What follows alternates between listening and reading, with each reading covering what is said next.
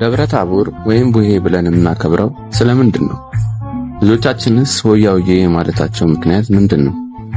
ጅራፍስ ስለምን ያጮሃሉ? ችቦስ ስለምን እናበራለን? የሙልሙል ዳቦስ ስለምን እናቶቻችን ይጋግራሉ? ኦርቶዶክስ ቤተክርስቲያን ለምታደርጋቸው ነገሮች ምክንያት አላትና እኛም የምናደርገውን ነገር የምን ምሳሌ መሆኑን በሚገባ ማወቅ አለብን። እናም እስከ መጨረሻው እንከታተል። እንደተለመደው ለሁሉም እንዲደርስ ሼር ማድረግ አንርሳ። አዲስ ከሆናችሁ ፎሎ በማድረግ ቤተሰብ እንሁን። የደብረ ታቦር በዓል ከጌታችን 9 አበይት በዓላት አንደኛው ሲሆን በዓሉ በየዓመቱ ነሐሴ 13 በታላቅ ድምቀት ይከበራል። ታሪኩ በሦስቱ ወንጌላት ላይ የተጻፈ ሲሆን ክብር ይግባውና ጌታችን አምላካችን ኢየሱስ ክርስቶስ 8ቱን ሐዋርያት ከእግረ ደብር ከተራራው ስር ትቶ 3ቱን ጴጥሮስ፣ ያዕቆብና ዮሐንስን ይዟቸው ወደ ደብረ ታቦር ተራራ በመውጣት የሞተውን ሙሴን ከ1644 ዓመታት በኋላ አስነስቶ የተሰወረውንም ኤልያስ ከብሔረ ሕያዋን አምጥቶ የሕያዋን አምላክና የሙታን አስነሻቸው እርሱ መሆኑን ብርሃኑን የገለጸበት ታላቅ ምስጢር የተከናወነበት ዕለት ነው።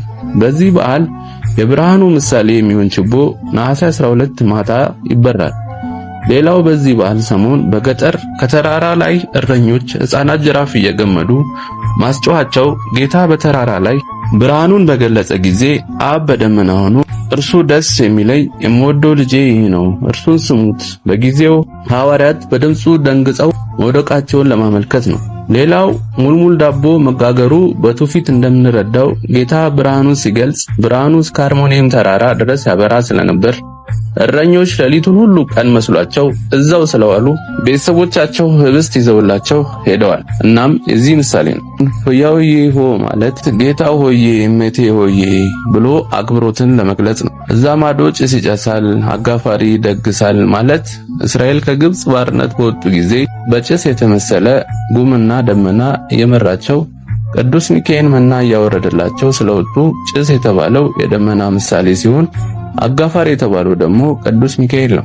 ያቺ ድግስ ውጪ ከድንካል ጋር ተገልብጬ ማለት ደግሞ በድግስ የተመሰለውን መና እስራኤል 40 ዘመን በአጋፋሪ በተመሰለው በቅዱስ ሚካኤል ተራዳይነት እየተመገቡ በድንካል ጋር የተመሰለችውን ኢየሩሳሌምን መውረሳቸውን የሚያመለክት ነው።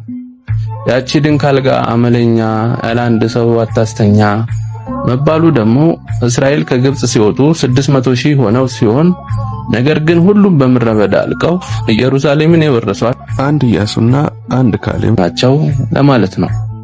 አምላካችን እግዚአብሔር ብርሃነ መለኮቱን በገለጸበት ከደብረ ታቦር በዓል በረከት ረድኤት ይክፈለን።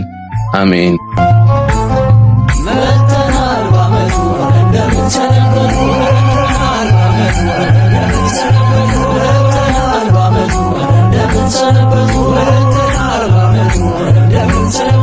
አደረሰ